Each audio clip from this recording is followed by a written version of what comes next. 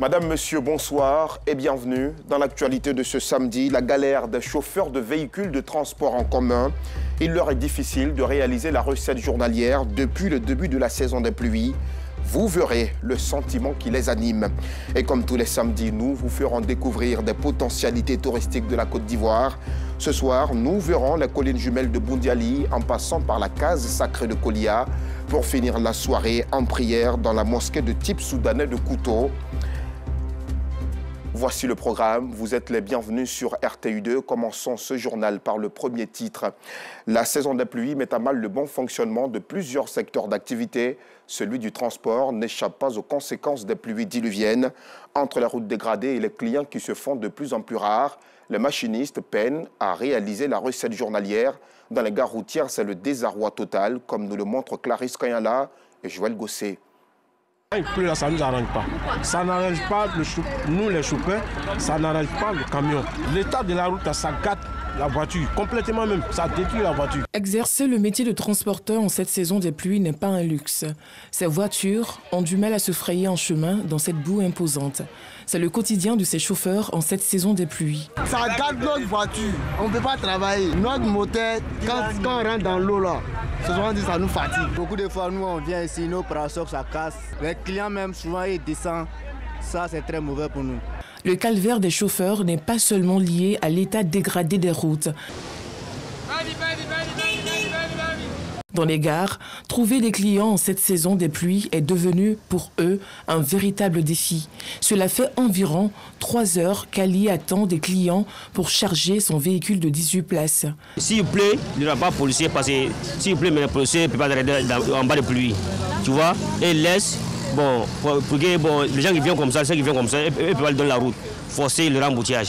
Une réalité qui impacte considérablement les recettes journalières. Habituellement, par heure, bon, tu as déjà ta recette et puis tu as un peu, mais c'est pas sûr actuellement. Mais j'ai même pas encore mangé à midi, puisqu'il y a des bouchons et puis il n'y a pas assez de clients comme habituellement. Pendant cette saison, certains usagers préfèrent commander des taxis en ligne pour leurs différents déplacements. Quand il pleut, mon premier réflexe, je préfère Yango. Parce que Yango, bon, là où vous trouvez, Yango vient vous chercher directement. Par contre, quand ce sont les taxis communaux, là, vous allez être décomposé et puis bon, avec la pluie aussi, ça peut vous mouiller. Donc moi, je préfère Yango. Si la saison des pluies est défavorable aux chauffeurs de taxi et de mini-cars, communément appelés Gbaka, ceux exerçant en ligne sont beaucoup sollicités pendant cette période. Allô, bonsoir. Bonsoir, monsieur. S'il vous plaît, c'est Yango Transport. Oui. Vous êtes où? Je suis pas loin de l'église Sacré-Cœur d'Anador.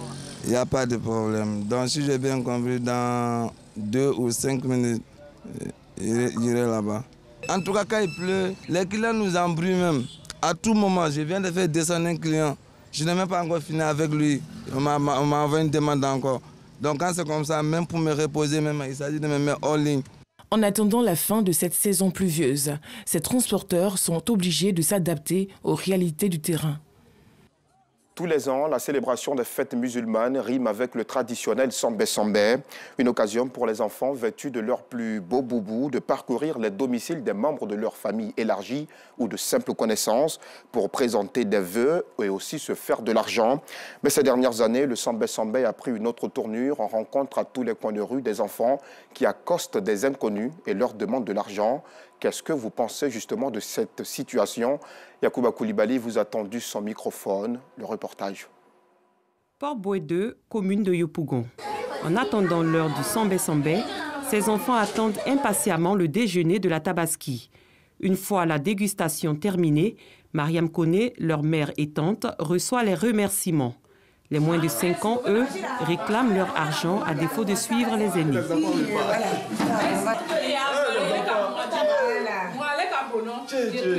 Dans cette ambiance conviviale et festive, Mariam Koné ne cache pas ses émotions après avoir béni les convives. Samé là, ça nous plaît, mais souvent on décourage. Parce que si les enfants sortent comme ça, ils se perdent. Il y a beaucoup de pertes même le jour de la fête. Donc on n'a pas autre chose pour faire. Si ils sortent là, on donne le conseil, vous s'en va, vous viens vite. Toujours dans le quartier de Port-Boué 2, Ahmad Tidjane, enseignant fondateur d'un établissement dans le dit quartier, reçoit la visite de ses élèves. Il saisit l'opportunité pour leur prodiguer des conseils et bénédictions après leur avoir remis un peu d'argent pour la fête. L'érudit en profite pour lancer un appel. Le Sambé Sambé est festif, c'est agréable, permis par l'islam, mais il y a des limites. Nous ne devons pas laisser nos enfants à partir de 7 ans, sortir aller faire le Sambé Sambé. À cause des risques de perdre ces enfants avant qu'ils ne sortent, on doit leur donner des sites, des cibles où ils doivent aller faire le Sambé Sambé. On doit aussi leur montrer des lieux où ils ne devront pas aller, les limites, les aires de sortie et les aires d'entrée. Maintenant, quand ces enfants-là sortent, obligatoirement donner un cellulaire. Il faut au moins qu'ils soient accompagnés aussi par quelqu'un d'un peu âgé de 10 à 15 ans. Une occasion pour son visiteur, Abdoulaye Koné, résident en Italie, de donner ses impressions sur le Sambé Sambé. Je suis très content d'envoyer nos enfants choisir leur guide spirituel que c'est Ahmad Tidjane. Vraiment, c'est une très bonne chose. Ça montre que nos enfants sont en train d'emprunter nos traces aussi. Sur le chemin, il rencontre Mamadou Diaw, qui n'hésite pas à leur remettre un billet de banque. Ce dernier s'exprime sur le Sambé Sambé. C'est très bon parce que ça permet aux enfants de faire c'est un retrouvailles en fait. Puisque ça fait que les familles se côtoient en ce moment. Ils se rendent visite puis ils se font des bénédictions.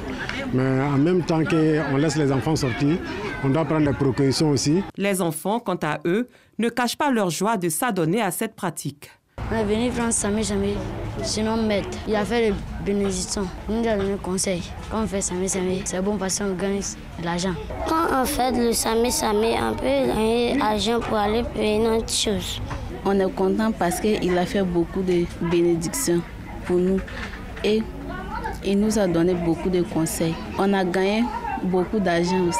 Rendez-vous est pris pour l'année prochaine pour revivre des moments que bon nombre de mineurs attendent avec beaucoup d'impatience. Le reportage de Yacouba Koulibaly est commenté par Maïssa Kogay. Ce reportage, nous vous le proposons dans le cadre de Seli Dimanchi. Entendez, le dimanche de fête, tous les ans, le premier dimanche qui suit la célébration d'une fête musulmane est aussi jour de fête dans la tradition mandingue. Vous verrez justement dans ce cadre-là d'autres séries de reportages dans nos prochaines éditions. Si vous tenez une boulangerie, vous ferez mieux d'afficher les prix homologués de la baguette de pain.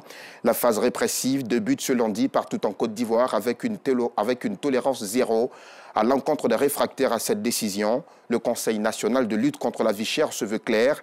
Toutes les boulangeries du pays doivent respecter la mesure. En Côte d'Ivoire, le prix de la baguette de pain est plafonné à 150 francs CFA pour la baguette standard de 174 grammes et 200 francs CFA pour la baguette améliorée de 232 grammes. Nous abordons à présent un mot d'éducation dans cette édition. L'excellence est récompensée à Abouakro, dans la sous-préfecture de Béoumi, au centre de la Côte d'Ivoire. Après une année scolaire 2021-2022 achevée sur d'excellentes notes, les meilleurs élèves sont primés, une récompense qui vise à susciter le goût de l'effort chez les apprenants. Le point de cette cérémonie avec Kader Sogodogo. Groupe scolaire d'Abouakro, sous-préfecture de Béoumi. 3 villages se partagent cette école, Goyerebo, Djamalazoué et Abouakro. Après une année scolaire qui vient de s'achever, l'heure est à la récompense des meilleurs apprenants. Le faisant, la Fondation Alec Kofi pour le développement, FACOD, entend inviter les enfants à l'effort dans le travail. Les années à venir, l'objectif c'est d'étendre ce type de prix au FARI d'abord à moyen terme et à long terme à tout le département, pourquoi pas à toute la région. Les prix d'excellence à l'ECOFI, des bourses d'une valeur de 100 000 francs CFA chacune, reviennent respectivement à Mademoiselle Réjeanne Guyane Aminan Kouadio, 140,46 au CEPE et à Fulgence Kouadio Kouassi, 136,96. Les apprenants et la communauté villageoise se réjouissent de l'initiative de la Fondation Alec Kofi pour le développement. Je ferai toujours des efforts à être première de ma classe. Je dis merci à mes parents qui m'ont encouragé à étudier. Aux enfants, il faut qu'ils travaillent. Le village a besoin des cadres afin de booster le développement de nos villages. Le président de la FACOD, Alain Kofi, cadre au Fonds monétaire international FMI, entend étendre le prix à tout le département de Beomi. Son vœu, le goût du travail pour le développement. Et comme nous parlons de mérite, celui des sportifs ivoiriens est aussi reconnu. Qu'ils évoluent en Côte d'Ivoire ou à l'international, les meilleurs athlètes ont reçu des prix lors du gala annuel du sport. L'objectif de cette cérémonie est de promouvoir le sport et encourager ces athlètes pour leurs performances remarquables dans leurs disciplines respectives. Le reportage de Clarisse Kayala est commenté par Clément Boko. Ils se sont distingués dans leurs différentes disciplines sportives. Football, taekwondo, basketball, athlétisme, sport équestre, handball. Pour avoir écrit les plus belles pages du sport ivoirien, ces athlètes, dirigeants de clubs et présidents de fédérations reçoivent des prix pour leur ardeur au travail. Je suis très heureux d'avoir reçu ce prix. C'est toute une équipe qui a remporté et qui continue à remporter, donc on ne change pas une équipe qui gagne. Ça fait plaisir qu'on sent qu'on s'intéresse d'abord à ce sport et puis qu'on sent qu'on s'intéresse à ma modeste personne. Je joue pour mon âge, je gagne les trophées, mais ce qui est intéressant, c'est surtout, il ne faut pas voir ça en carrière sportive, il faut surtout ça, le respect de la santé publique. Je suis un sexagénaire accompli, je suis encore sur mes deux jambes, je joue contre les champions même de tennis de table. Je veux dire aux jeunes de toujours croire en leur chance et de tout mettre en œuvre pour qu'ils puissent atteindre leurs objectifs. Quand tu fais un métier, il faut bien le faire. Et quand le métier il est bien fait, je pense que voilà, il y a de la reconnaissance. Et quand il y a de la reconnaissance, ça fait toujours plaisir. Et on en est fiers. Et j'espère que voilà, ça va servir d'exemple pour beaucoup de jeunes. Ce gala annuel du sport ivoirien, qui est à sa 2e édition, est une initiative de Fatima Sibé, journaliste. L'objectif, c'était de retrouver tout le monde du sport. Vraiment, quand je dis tout le monde, c'est toutes les disciplines, celles qu'on dit surtout mineures, les oubliées, mais qui nous rapportent énormément de médailles. Et l'année dernière, l'objectif a été atteint parce qu'on a retrouvé tout le monde. Cette année encore, ils ont répondu présent. On a de nouveaux champions et ça nous fait vraiment plaisir de célébrer le sport ivoirien. On travaille dans le sport tous les jours et avoir de telles cérémonies, ça nous permet aussi de nous rappeler que c'est important pour nous de représenter dignement la Côte d'Ivoire. Point marquant de cette cérémonie, une vente aux enchères de 2 tableaux en vue d'aider les orphelins et les personnes démunies. Merci beaucoup Clarisse Kayala et Clément Boko. Le moment est venu de faire un peu de tourisme ce soir.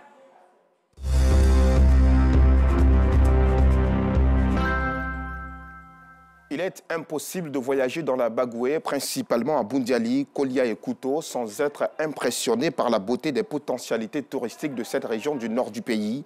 Des collines jumelles de Boundiali en passant par la case sacrée de Kolia et la mosquée de type soudanais de Kouto, récemment inscrite au patrimoine mondial de l'UNESCO. Les touristes sont largement servis. Georgia Tido Fofana et Kader Bachi ont séjourné dans la région. Ils sont revenus totalement séduits par ces merveilles. Reportage. Située à plus de 700 km d'Abidjan au nord de la Côte d'Ivoire, la ville de Boundiali, dans la région de la Bagoué, dispose de 2 collines jumelles qui constituent l'identité culturelle de cette localité.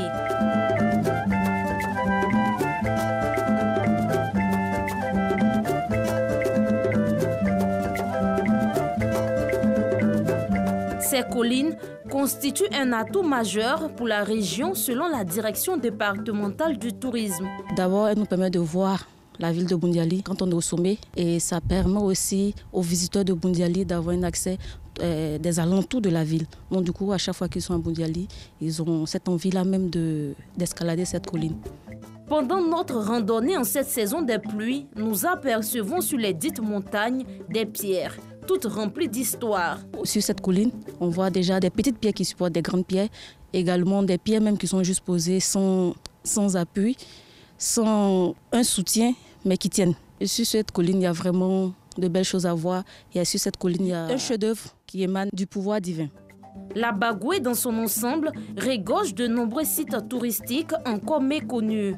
À Kolia, par exemple, ville située à environ 30 km de Boundiali, existe encore la première case bâtie depuis le XVIIe siècle.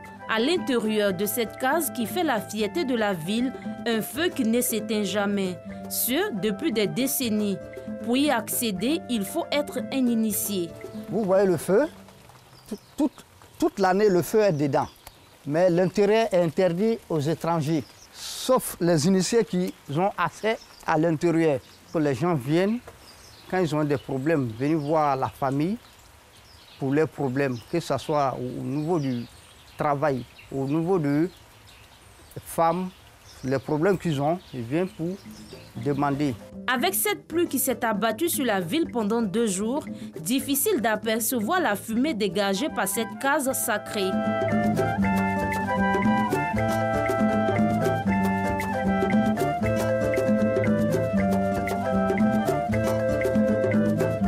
Le souhait aujourd'hui des filles et fils de la région, valoriser et vulgariser ce site considéré comme un riche patrimoine immatériel. C'est notre héritage. Nous ne voulons pas perdre notre héritage actuellement. Nous voulons demander des aides pour faire des hangars, pour protéger, pour que nos petits-fils puissent en bénéficier. Cette case-là, que nous on allait, on a tué nos papas dedans. Donc nos pères sont partis. C'est nous qui sommes là maintenant, présentement de leurs fils. Et cette case-là, nous ne veut pas que ça gâte devant nos fils même. Après Kolia, Cap est mis sur Kouto, chef-lieu de département. Cette localité aux attraits touristiques abrite le plus vieux symbole islamique du département, la mosquée centenaire. Elle a servi de lieu de prière pour Samori Touré pendant son passage dans la région. Avant l'arrivée de Samori, que cette mosquée a été construite. Et Samori a prié dans cette mosquée pendant son passage à Kouto. Et ce qui fait que vraiment, et ça existe encore. Et nous ne voulons pas que ça soit détruit à notre temps. Parce que c'est quelque chose qui doit rester éternellement. C'est ce que nous souhaitons.